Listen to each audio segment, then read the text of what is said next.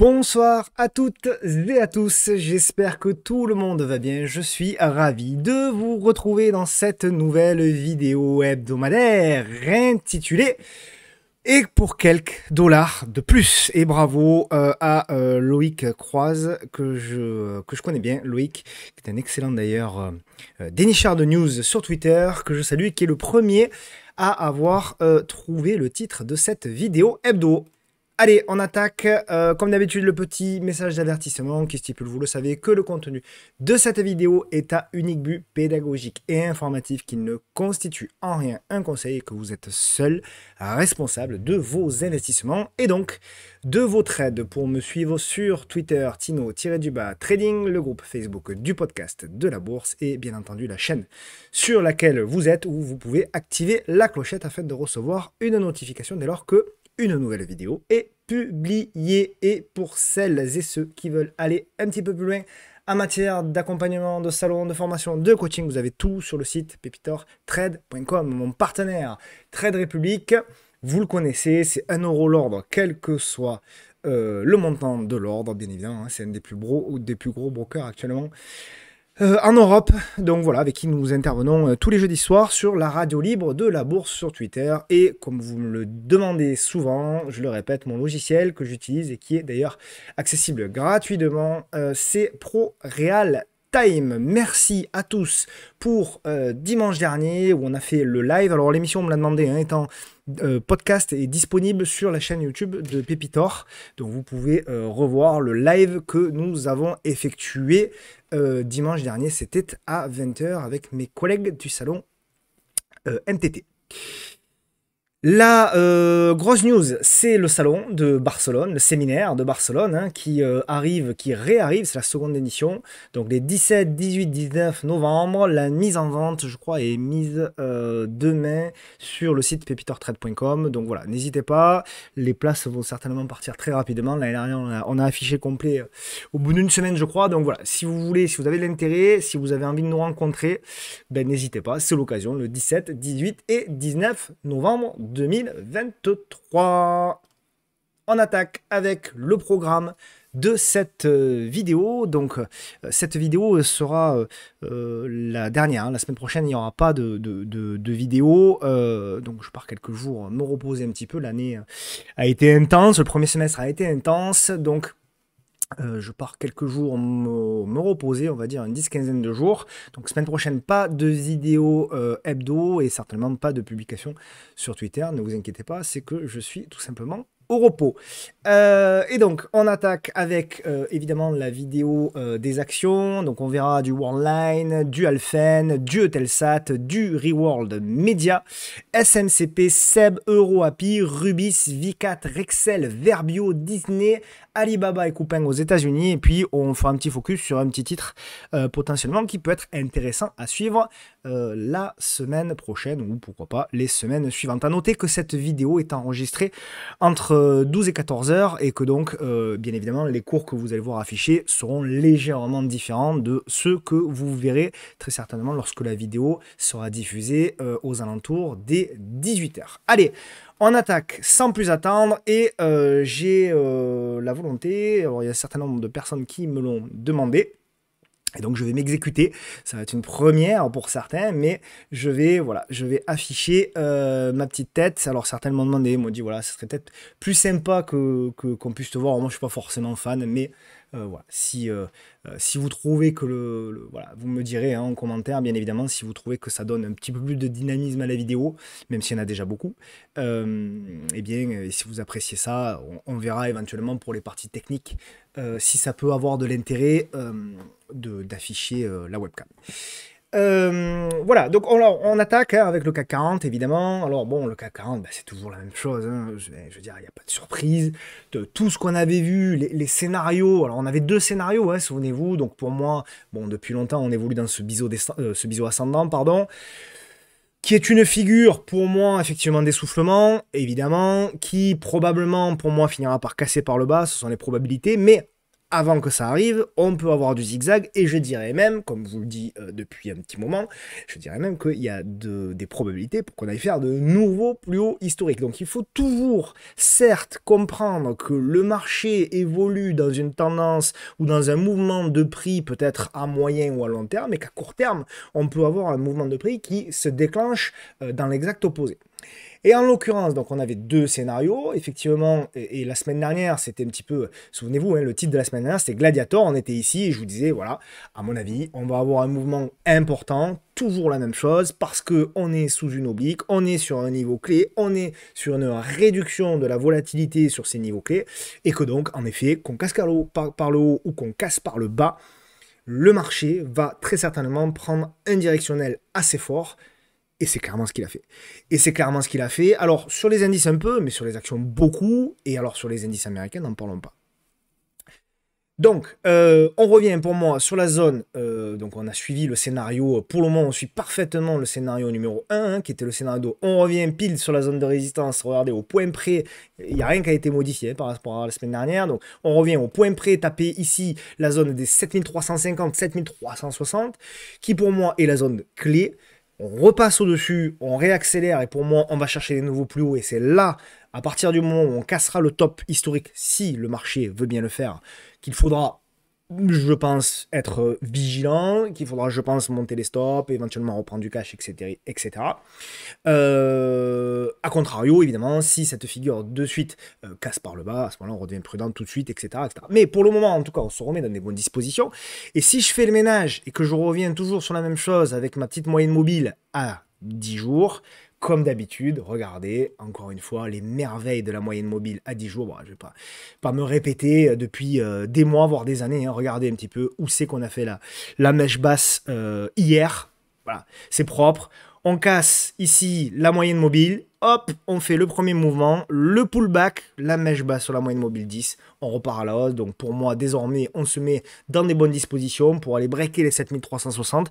Effectivement, tant qu'on ne break pas cette zone des 7360, on est toujours dans de la neutralité, pardon, vivement les vacances, mais tant qu'on est plutôt sur la partie haute de cette espèce de range entre 7100 et 7350, 7360, tant qu'on se met sur la partie haute et qu'on construit au-dessus de la moyenne 10, on se met dans des bonnes dispositions, bien évidemment. Et donc, on verra si on a la capacité la semaine prochaine, et je dirais même sur toute la fin du mois de juin, si on a la capacité de congestionner encore une fois dans cette zone-là, si on a la capacité de rester à proximité et de finir par tout casser par le haut, et là, de déclencher l'exponentiel pour peut-être la fin du mois de juin, le début du mois de juillet. Et après, comme souvent, à partir du 15 juillet, les flux ralentissent, c'est là où on devient plus prudent. Et généralement, le mois d'août est un mois qui est beaucoup plus difficile à trader en swing trading parce que les mouvements sont un peu erratiques, beaucoup plus aléatoires, des carnets d'ordre plus ou moins creux, etc., etc. Mais voilà, en attendant, on peut encore jouer pour moi un certain nombre de configurations. Voilà pour le CAC. Pour les small, alors souvenez-vous, la semaine dernière, on s'était dit quoi? On s'était dit, on revient aussi sur les small sur de belles dispositions. On avait cette congestion, et je vous avais dit, voilà, maintenant l'objectif, encore une fois les scénarios, hein, c'est là aussi où il faut comprendre la différence entre je fais des scénarios parce que je souhaite deviner l'avenir, ce qui est impossible, ou alors je fais des scénarios pour me préparer psychologiquement à ce qui peut arriver et ensuite préparer mes actes, mes actions. Et là, clairement, c'est clairement ce qu'on a fait et c'est clairement ce que le scénario, enfin le marché a bien voulu valider, notre scénario initial. Et là, encore une fois, on avait dit congestion. L'idéal, c'est d'aller casser par le haut, revenir sur cette zone de congestion, cette zone de résistance, décidément, cette zone des résistances aux alentours des 12 400, 12 450, 12 500. Et à proximité de cette zone de résistance, on congestionne, on réduit la volatilité, ce qui est en train de se passer. Et là, on espère que pam, avec un peu plus de volume, on casse tout ça par le haut. Et là, à ce moment-là, on va jouer la fermeture du gap un petit peu plus haut, aux alentours des, enfin du moins l'entrée de gap aux alentours des 12 660 et éventuellement la fermeture aux alentours des 12 780 et des poussières. Voilà. Voilà un petit peu les scénarios qu'on joue et voilà le scénario qui pour moi est plausible sur notamment toute la période, là, la quinzaine, on va dire jusqu'à fin juin, début juillet, ce qu'on peut éventuellement jouer. Pour moi, après, une fois qu'on arrivera sur cette zone-là, qu'on aura fermé le gap, etc., c'est là où, pour moi, le marché aura des difficultés parce qu'il manquera de flux, parce que on aura déjà bien rebondi et que, pour moi, c'est là où on va commencer à être dans le dur et potentiellement, et c'est ce que je souhaite voir, on commencera à construire des figures un petit peu plus moyen-long terme. Donc on aura du zigzag, on ne saura pas trop dans quel sens le marché va. Mais ces figures-là seront importantes pour pouvoir jouer éventuellement un deuxième semestre, voire même un dernier trimestre intéressant sur le marché des actions, parce que potentiellement, on aura des figures de moyen-long terme qui seront un petit peu plus longues, je dessine au hasard, hein, mais on aura des figures, pour vous donner un petit peu une illustration, on aura des figures un petit peu plus moyen terme, beaucoup plus longues, avec du zigzag, mais avec l'espoir éventuellement de casser par le haut à nouveau sur des figures moyen terme pour jouer un scénario donc du coup plus long terme pour notamment le dernier trimestre qui est généralement hein, à partir de sell in May and go away, mais c'est aussi on achète aussi en octobre hein. Donc généralement le dernier trimestre est un super trimestre, enfin, du moins un trimestre plus favorable sur le marché des actions. Donc voilà un petit peu en ce qui concerne les small. Donc on va passer bien évidemment aux actions désormais. Alors il y a des actions, c'est toujours la même chose. Hein. Moi je fais pas partie des gens qui parlent des actions qui cassent leur plus haut parce que hein, et qui disent maintenant il faut remonter les stops parce que pour moi c'est trop tard et c'est même dangereux. C'est là souvent qu'on paye les plus hauts. Et qu'on vend les plus bas d'ailleurs. Donc je préfère vous parler, alors il y a des actions, sur la même chose, hein. Je ne parle pas que des actions qui sont potentiellement intéressantes, je parle des actions que vous me proposez le jeudi et le vendredi. Et pour certaines, il y a des choses intéressantes. Alors Warline, souvenez-vous, alors on avait parlé un moment de cette zone-là, et ça y est, on y arrive. Cette zone de support oblique de long terme. Donc c'est une zone de support qui avait été travaillée en 2014, c'est une zone de support qui avait été travaillée ici en 2016, 2022, et là on y revient. Alors je vais faire du nettoyage. Je vais faire un petit peu la poussière. Hop, voilà. Pour moi, on est là aujourd'hui. Donc, cette oblique-là, bah, elle n'est pas passée. Donc, finalement, le marché voit une oblique un petit peu plus long terme pour moi sur Online. Par contre, ce qui est très, très, très intéressant, c'est qu'en effet, on revient. Hop, on revient ici sur une belle zone de soutien. On a cassé le bas, voilà, donc on est en train de créer bien de la liquidité. Donc tous ceux qui ont mis des stops sous les derniers creux là sont en train de se faire sortir. Donc c'est là où potentiellement ça va être intéressant à regarder. C'est trop tôt. Pour le moment, il n'y a pas de signal. On est bien évidemment sous la moyenne mobile à 10 jours. On est bien évidemment sous la moyenne mobile également à 10 semaines. Et on est bien évidemment sous la moyenne mobile à 10 mois. Donc c'est baissier point barre. Pour autant, ben, bien évidemment, même si c'est baissier, nous, ce qu'on cherche, c'est un premier signal acheteur. Alors, on le voit, Worldline, là, on commence à avoir une petite réduction de la volatilité. Donc, ça va être à observer. J'aurais presque pu la mettre dans les actions à suivre, mais je dirais peut-être pas la semaine prochaine tout de suite. Il va falloir qu'elle construise. Il y a deux possibilités. Soit les plus agressifs d'entre vous voilà, vont tracer une petite oblique. Voilà. Ils vont se dire, ben moi j'attends la cassure de l'oblique ou de la M10 pour pouvoir tenter un achat avec un stop en dessous. Soit éventuellement, on peut tenter toujours la même chose, on peut attendre de voir si on est capable, si on a la capacité de venir faire une petite congestion dans cette zone-là. Et si on a la capacité, toujours la même chose, de casser cette congestion par le haut et de relancer. À ce moment-là, on entre sur la cassure de la congestion, on met un stop sous le dernier creux, on vise comme premier objectif le ralliement de l'oblique en rouge. Premier TP, si on la touche, vous prenez une partie de vos bénéfices et vous mettez votre stop au prix d'achat légèrement positif et vous essayez de jouer un mouvement plus moyen terme en vous disant si ça passe, si on casse l'oblique en rouge ici, ah ben derrière on peut avoir un gros retournement de prix et Worldline peut vraiment avoir la capacité de gagner 20, 30, 50, 70% dans les semaines, dans les mois à venir. Donc on joint l'utile et l'agréable, si je puis dire. On joint le court terme le trading agressif avec également le trading moyen-long terme en se disant je prends une position pour jouer un signal agressif, pour jouer le premier mouvement du prix, le premier rebond technique de Worldline. Si j'ai le bonheur d'être dedans, c'est super, je prends une partie de mes bénéfices et du coup cette position qui était une position agressive devient finalement une position moyen-long terme. Et puis j'accompagne et je la mets en fond de mon portefeuille et avec un stop qui du coup est sécurisé. Donc c'est tout l'avantage, c'est qu'en fait vous allez jouer un trade avec un petit risque au départ pour pouvoir potentiellement in fine, si ça se passe bien, jouer un mouvement moyen long terme sur le titre. Voilà pour Worldline, on va passer à Alphen. Alors Alphen, elle s'inscrit pour moi, alors il y a deux choses. Hein.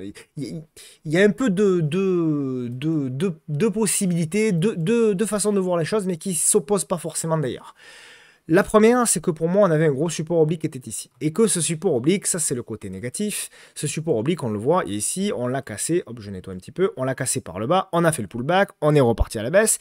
Et on revient au contact. Donc c'est plutôt pour moi une zone de vente. Et il y a le positif qui dit que potentiellement on est, et c'est pas faux, on est en train de construire également un biseau descendant. Donc pour moi, de toute façon, l'un peut très bien aller avec l'autre. Pour moi, on est toujours bien évidemment en tendance baissière. C'est un titre qui est quand même malmené depuis pas mal de temps. Pour moi, c'est assez simple. Il y a une zone clé qui est à la fois ce support oblique qui est là, mais il y a également... Pour moi, la zone clé, la zone pivot, elle est là. Je vais la mettre en noir pour qu'elle soit plus visible. Ou en gris. Non, en noir, ça plus clair peut-être. Ou en rouge. Allez, en rouge. On va se mettre en rouge total. Voilà. Pour moi, tant qu'on ne repasse pas cette zone ici, tant qu'on n'arrivera pas en effet à repasser au-dessus, grosso modo, des 68, 50, 69, on restera effectivement sous une pression plutôt vendeuse. En revanche, si Alphen, et c'est là où il vous faut surveiller éventuellement. Alors, je ne la suivrai pas du coup la semaine prochaine parce qu'il n'y aura pas de vidéo, je vous l'ai dit. Mais en revanche, si vous voyez qu'on parvient à revenir ici et qu'on se remet dans des bonnes dispositions avec une congestion, etc., et que cette congestion casse par le haut, alors là, oui, ça peut jouer un mouvement un petit peu plus moyen terme. Donc, voilà pourquoi, pour moi, elle est baissière. Oui, je suis d'accord. Elle est sous résistance. Oui, je suis d'accord. Pour autant, cette résistance-là peut aussi casser par le haut. Et derrière, on peut avoir une construction un peu plus moyen long terme pour pouvoir relancer et jouer un mouvement de prix beaucoup plus intéressant et beaucoup plus important sur le moyen terme. Eutelsat, alors celle-là, on me la demande souvent, alors on me parle souvent des dividendes évidemment, hein, je vais remettre le sujet des dividendes sur la table encore une fois. Eutelsat faisait partie, il y a encore très peu de temps, des valeurs qui versaient le plus gros dividende en France, hein, et regardez un peu le graphe, hein, voilà, c'est une valeur qui est passée de 32 à 5 euros, donc là même si elle verse un dividende, même de 10%, voilà. L'intérêt, il est pas très grand. Et en plus, là, pour le coup, Eutelsat, parce que il y a beaucoup de valeurs aussi qui parlent de dividendes, mais il faut savoir qu'un dividende, c'est pas éternel. Et en l'occurrence, Eutelsat ne verse plus de dividendes, je crois, depuis à peu près 2 ans. Donc ça veut dire que les gens qui ont investi sur du Eutelsat ici à 12 euros en se disant, même si elle baisse, je prends mes 8 ou 10% de dividendes. Ouais, mais ok, mais sauf qu'aujourd'hui, elle cote plus 12, elle cote 5,5. Donc tu as divisé ta valorisation de ton portefeuille par 2 et en plus, elle ne verse plus de dividendes. Donc c'est un peu dommage. Donc des dividendes, encore une fois, je ne vais pas le faire le débat maintenant, mais des dividendes, pourquoi pas. Mais au moins, de grâce, prenez des valeurs avec des bons fondamentaux et des valeurs surtout qui sont en tendance haussière de moyen long terme. Voilà, c'est ce que je voulais dire, très simplement. Maintenant, voilà, Eutelsat, voilà, ça reste baissier. C'est négatif pour moi parce qu'on avait effectivement ici, hop, je vais le dupliquer, voilà, on avait une zone pour moi de support oblique. Tant qu'on ne repasse pas au-dessus, donc on l'a cassé, on fait le pullback ici. Tant qu'on ne repasse pas au-dessus de ce support oblique qui est d'autant plus baissier, on est vraiment sur une pression vendeuse et pour moi, il n'y a pas grand-chose à faire. Voilà, alors il y a une construction, ouais, c'est vrai, il y a une construction qui se regarde, voilà, qui s'observe, je suis d'accord.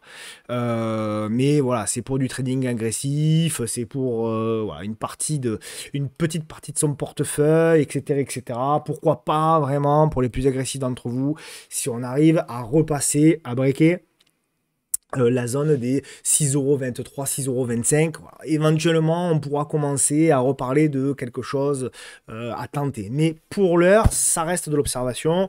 Et je pense qu'avec le flux qu'on a en ce moment sur d'autres actions, il y a mieux à faire. Voilà. Mais encore une fois, peut-être que c'est le point bas, je ne sais pas ce que va faire Eutelsat, etc., etc. Moi, je ne fais que vous donner mon point de vue, mon analyse et potentiellement les stratégies qu'on peut mettre en place. Là, en l'occurrence, sur Eutelsat, ce que je vois aujourd'hui, c'est qu'il n'y a pas vraiment de stratégie à mettre en place tout de suite, en tout cas.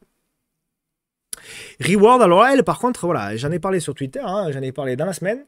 J'en ai parlé parce qu'il y avait un biseau, effectivement, descendant qui était intéressant, voilà, il y a une zone également de prix qui est intéressante. Bon, il y a également une deuxième zone de prix qui est intéressante qui est ici, donc il faut la noter.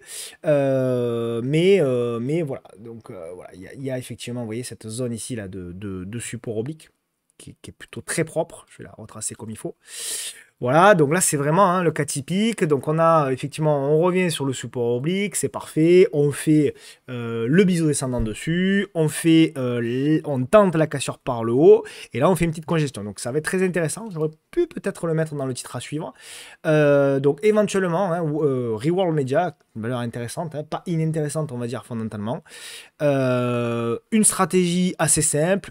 Si sur dépassement donc des 4,65, stop sous le dernier creux. Donc par exemple, vous mettez une petite stop ici et vous visez en premier objectif, vous voyez une zone de prix qui est ici, plus le point de passage potentiel de la moyenne mobile à 200 jours qui viendra s'aplatir ici. Donc ça devrait vous faire un ratio correct, hein, puisque vous devriez avoir un stop grosso modo à 6%, 6% et demi, pour aller chercher du 12. Donc on a un ratio en premier TP à peu près 1 pour 2. Et après, potentiellement, on accompagnera, etc. etc. Donc, pas inintéressante.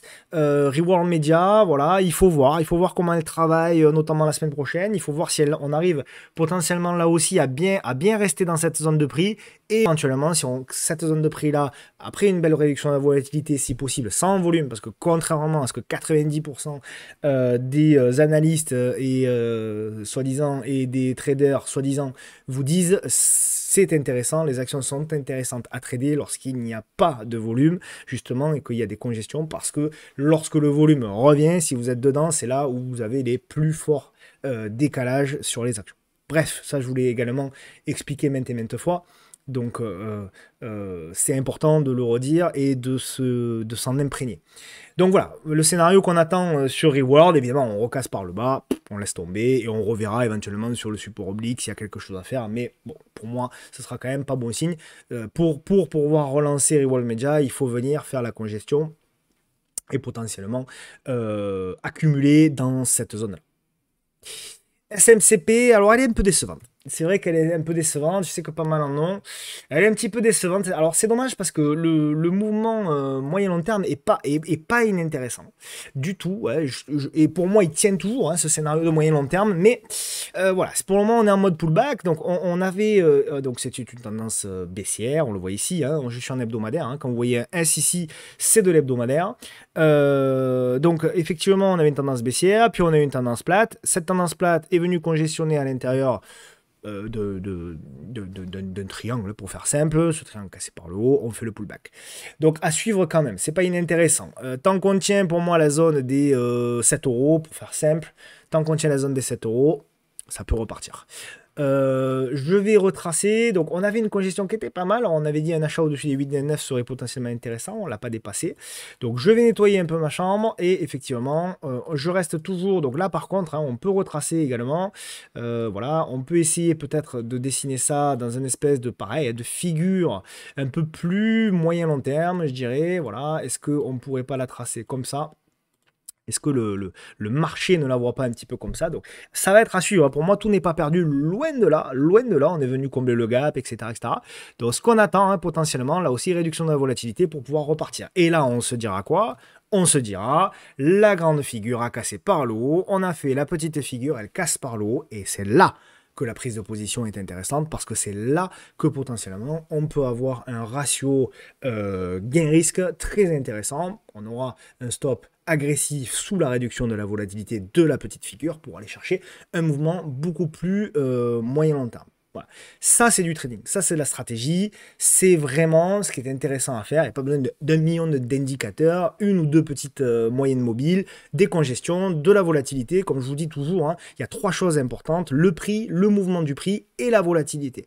Si vous mettez ça au cœur de votre système de trading, alors après, bien évidemment, il y a des stratégies, bien évidemment que moi aussi, j'utilise d'autres indicateurs, bien évidemment que j'utilise beaucoup de stratégies backtestées, des screeners qui vont avec, etc. Mais malgré tout, ces stratégies-là, je vous garantis, fonctionnent.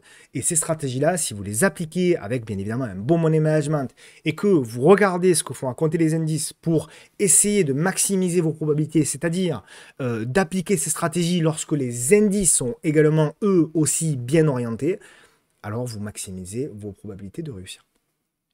Voilà, donc SMCP, moi ce que j'aimerais beaucoup là, c'est une congestion. Voilà, sur ces niveaux-là, si effectivement on arrive à avoir une petite latéralisation, d'ailleurs elle congestionne un petit peu, petite latéralisation, petite congestion, on tente la cassure par le haut. Seb. Donc Seb, c'est une belle valeur qui a pas mal reflué et là aussi c'est pas inintéressant. Alors déjà ce qui est intéressant au niveau de Seb, c'est que effectivement c'est une valeur, voilà, si je la mets en hebdo, qui s'est un peu retournée, donc qui a fait le mouvement de prix, le premier mouvement, le premier rebond, et qui fait désormais pour moi la conso. Et pour moi l'objectif c'est d'aller revouer un petit peu plus tard la reprise. Alors ça reste une tendance baissière. D'accord. On le voit en hebdo, on est baissier, on est sous la moyenne mobile à 10 semaines qui baisse. Là, on était au-dessus. Regardez un petit peu le mouvement de prix qu'on a eu. Hein. C'est pas rien. Hein. Lorsqu'on repasse au-dessus, c'est un mouvement de prix de 50%. C'est pas rien.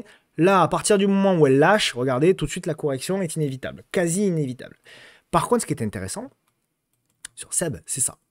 C'est la congestion. C'est la congestion, l'aplatissement de cette moyenne mobile à 10 jours. Donc désormais, qu'est-ce qu'on va chercher sur Seb? On va chercher un signal.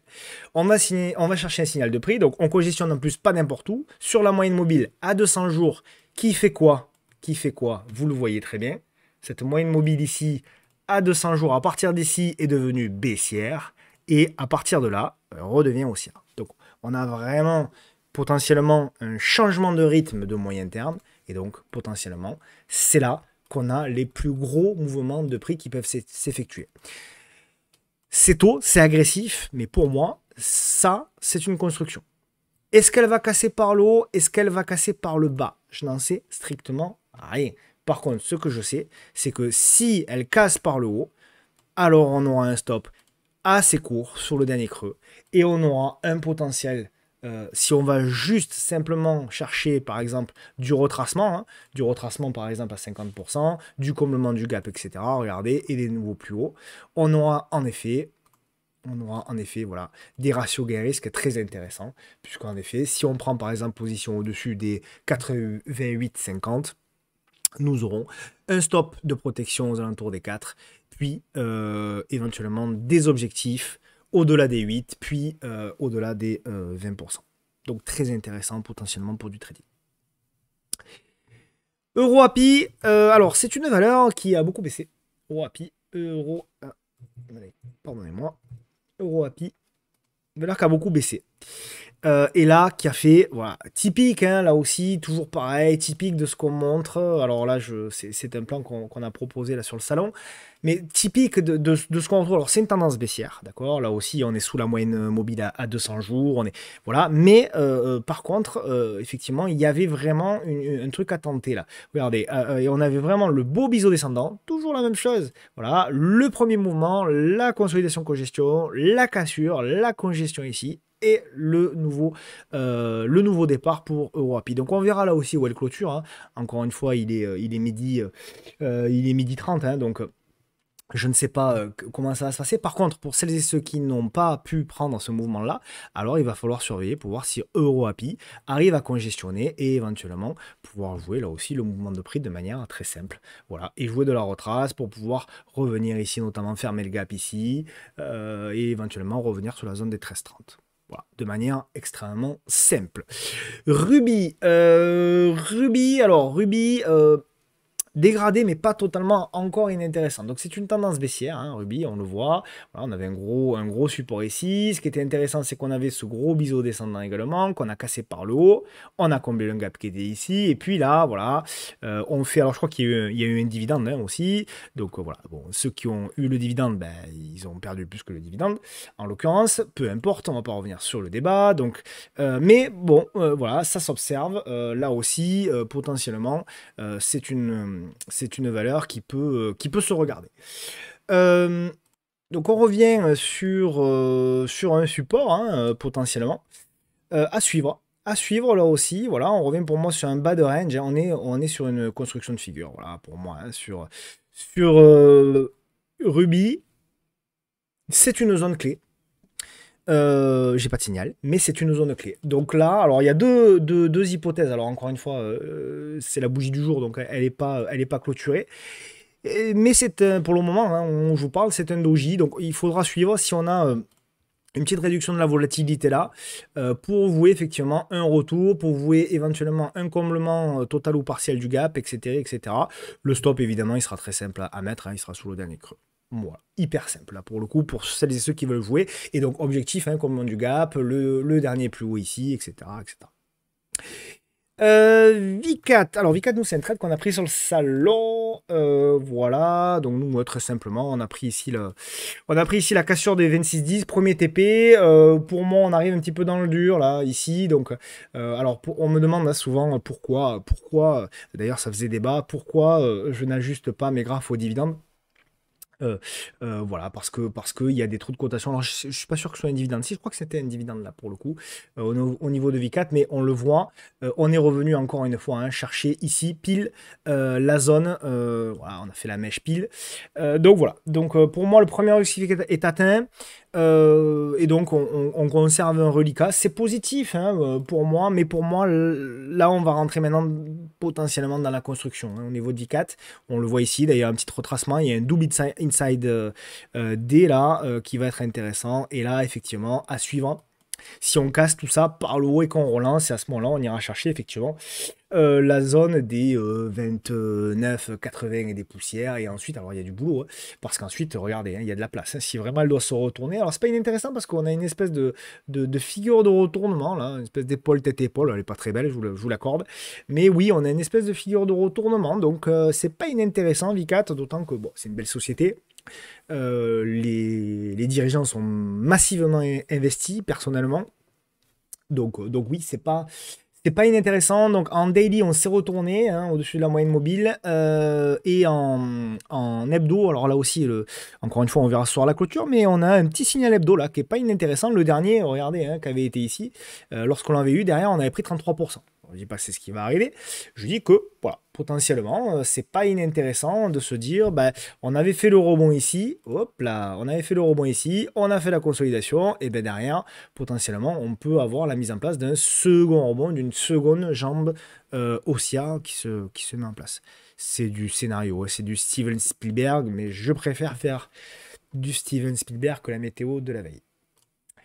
Donc voilà, un petit peu ce qu'on peut imaginer sur V4. Donc très intéressante. Rexel, alors je suis très content parce que là pour le coup c'est un plan que j'ai partagé sur le salon et en public. Et là typiquement, voilà, le genre le cas classique.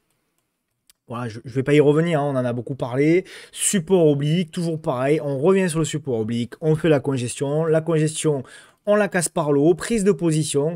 Tout ça, ça a été partagé, hein, c'est public. Donc voilà, ça a été partagé sur le salon NTT bien évidemment et pour le coup sur Twitter. Voilà, premier TP atteint, hein, donc c'est pas rien, hein, c'est un mouvement, encore une fois, hein, c'est un mouvement sur le premier TP, c'est un mouvement de 10-11% en 4-5 séances, c'est magnifique. Puis derrière, c'est très simple, derrière vous prenez votre stop, voilà, il y a la première consolidation qui va se faire, et on verra là aussi, bien évidemment, si cette première consolidation congestion, eh ben, elle arrive à casser par le haut. Donc là, pour moi, voilà, c'est de la conso. Où ça va se faire, comment ça va se faire, j'en sais rien. Mais l'idée, c'est, pour celles et ceux qui ne sont pas rentrés, d'attendre ce mouvement de prix-là pour pouvoir jouer de nouveau la relance. Je reviens en Allemagne avec Verbio. Alors Verbio, je le salue, peut-être qu'il va nous écouter, apparemment il y avait quelqu'un qui me disait que c'était inintéressant, Verbio, qu'il fallait pas s'intéresser, que la tendance haussière la tendance baissière ne se retournerait pas, etc., etc. Et en général, voilà, quand on dit ça, en général, ben, il se passe le contraire, hein, forcément. Et toujours, c'est ce que j'explique, même dans une tendance baissière, il y a toujours des choses à faire quand on sait observer les graphiques et quand on regarde le comportement du prix. Et lorsqu'on regarde Verbio, alors Verbio, moi je ne l'avais pas regardé, c'est quelqu'un qui peut-être en fera le témoignage en commentaire, qui me l'avait, qui trouvait la config intéressante, et Dieu sait qu'elle l'était, puisqu'il y avait en effet une belle congestion. Derrière, je vous avais dit achat potentiel au-dessus des 3,15, stop sous les 368, 31,68, pardonnez-moi. Ça faisait un stop, alors c'est du Verbio, c'est très volatile, hein. Ça faisait un stop à 9%. Et derrière, on est allé chercher jusqu'à 21%.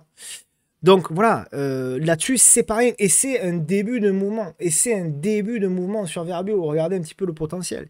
Et quelqu'un qui a pris cette stratégie-là, aujourd'hui, bah, il a mis son stop ici. Il a pris son premier TP. Il a mis un stop gagnant.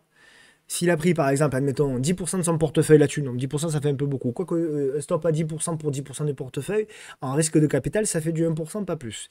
Et donc, voilà, il a pris, allez, admettons, 10% de son capital pour faire des chiffres ronds. Il a vendu 5%, il lui reste 5% de fonds de portefeuille. Stop à 35,41, donc en léger gain en plus. Donc ça veut dire potentiellement un gain de, allez, on va dire 2-3%, hein, pour sécuriser. Et puis, une fois par semaine, bah, il regarde son graphique. Et là, pour le coup, il remonte son stop. Mais c'est le bon moment. C'est facile, une fois quand Verbio viendra ici, là, cassera la moyenne mobile à 200, aura pris, aura relancé de 85%, tout le monde vous dira, voilà, Verbio, maintenant on peut remonter les stops, machin, mais la prise de position, elle n'est pas à la cassure de la M200, c'est pas vrai. La prise de position, elle est en bas, à un premier signal technique journalier, voire hebdomadaire, avec une prise de position lorsqu'on a une consolidation, une congestion, avec potentiellement moins de volume, et c'était le cas, regardez, c'était le cas pour Verbio, on le voit bien ici, hein, ce que je vous explique, encore ce que je vous expliquais tout à l'heure. Moins de volume, et elle est là, la prise de position. C'est là que vous faites la diff sur le moyen long terme. Pas en termes de probabilité de réussite, parce que ce genre de config-là, on va pas se le cacher, c'est maximum 30% de réussite dans un marché moyen. C'est un coup sur 3. Par contre, là-dessus, les ratios gain-risque sont extrêmement élevés. D'accord?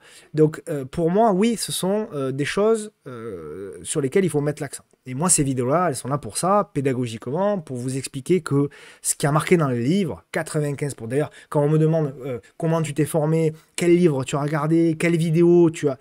Très sincèrement, c'est les graphiques qui comptent. Allez regarder sur les graphiques, faites-vous vos propres idées. Et même, ne m'écoutez pas, moi, religieusement. Allez voir ce que je dis sur les graphiques. Mettez vos moyennes mobiles, 10 et 200. Regardez les mouvements de prix, regardez les congestions, regardez les volumes dans les congestions. Et vous verrez.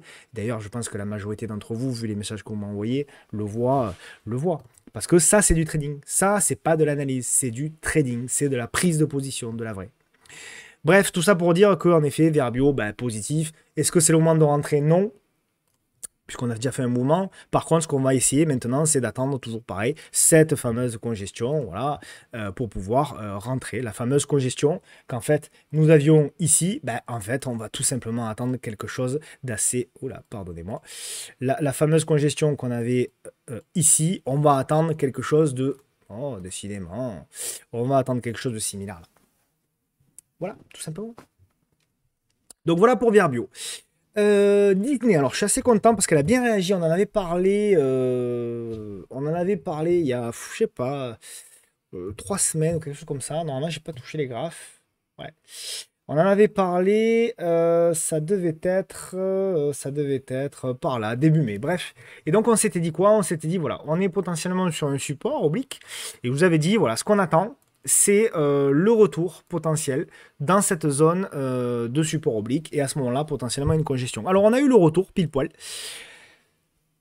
On n'a pas eu, alors oui, il y en a qui m'ont dit oui, on avait quand même une belle congestion là. Oui, pour les plus agressifs, oui, potentiellement. Mais elle n'était pas parfaite. Elle était assez courte, quoi. C'était pas top du top. Celle-là était plus jolie, vous voyez. Celle-là était un petit peu plus jolie. Il y avait une ou deux bougies de plus, c'était pas mal. Mais en tout cas, pour moi, hein, c'est toujours une zone de prise. Alors, pour l'investisseur, pas de problème. Pour le trader, alors elle n'est pas facile à trader, vous voyez, elle est assez erratique Disney. Mais oui, potentiellement, Si on repasse ici au-dessus des 94,52 $, alors on pourra jouer le retour ici au niveau des 102 et pourquoi pas le retour vers l'oblique baissière ici. Voilà, et Alibaba, alors elle a bien suivi le scénario, on en a parlé à un moment, le scénario du biseau descendant, souvenez-vous. J'en ai parlé ici, j'en ai parlé sur Twitter, hein, biseau du biseau descendant, scénario du biseau descendant, donc pas mal. Casse par le haut, donc la grande figure casse par le haut, désormais on va attendre la petite figure, donc on casse par le haut, pour le moment on bloque ici, alors la relance en Chine est pas mal, hein, sur les indices donc chinois, c'est à suivre également. Donc on casse par le haut ici, désormais là aussi, hein, toujours la même chose. Alors il y a le temps, hein, elle a fait un rebond, mais il y a le temps. Hein. Regardez un petit peu la baisse d'Alibaba, hein, c'est monstrueux. Hein. Alibaba, c'est des ATH à 318 $. Hein. Aujourd'hui, elle est en code 92, hein, donc vous inquiétez pas, vous n'avez pas loupé le train hein, sur Alibaba. Il y a de la place encore, hein, croyez-moi, hein, mais il faut une belle prise de position. Alors, on en avait une, vous l'avez vu j'imagine, regardez, on avait le double top ici, parfait, voilà, même aux États-Unis ça marchait, triple top même, on avait regardé, triple top quasiment parfait des 87 $, c'était comme d'habitude, prise de position possible avec un stop sous le plus bas du triple top, c'est-à-dire sous les 84,65 $, et on pouvait jouer le premier mouvement. Bon, ceux qui l'ont pas pris, c'est pas encore mort, il y aura des portes d'entrée, hein, vous inquiétez pas. Il m'en faut une, donc il faut de nouveau une réduction de la volatilité. Et à ce moment-là, si on a la réduction de la volatilité, alors on tente pour jouer la relance.